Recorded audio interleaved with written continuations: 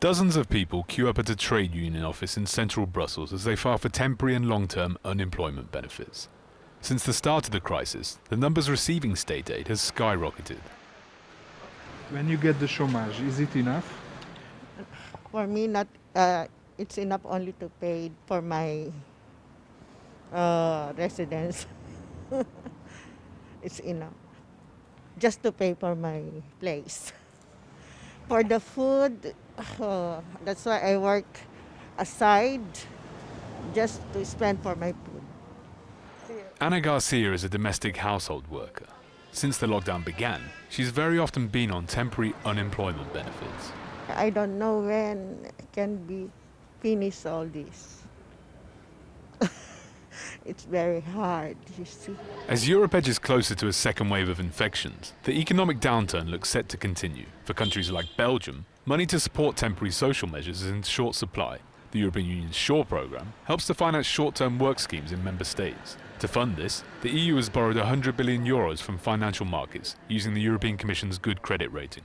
Finally, the European Commission was able to pay the money, at least to some member states, because the member states submitted their applications, to receive the money for sure.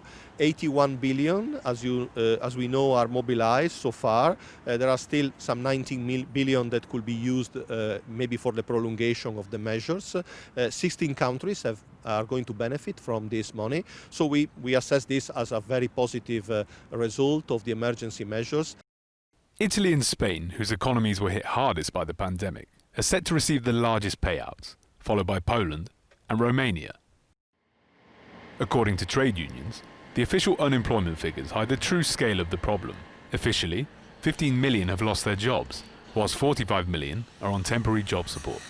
This means that without state and EU support, the unemployment figures could reach 60 million. I'm not sure that the money that has been allocated so far, these 100 billion euros, will be sufficient, to cover next year. Because as I said, the recovery plan money will come into force spring next year. There is a gap, first problem. But the second problem is that even after the recovery plans at the national level will be implemented, it will take a long time to come back to the same situation we had before in terms of employment. As millions of jobs remain at risk, it's clear that EU governments face some tough choices ahead in their talks over COVID recovery money, which are likely to continue well into the autumn.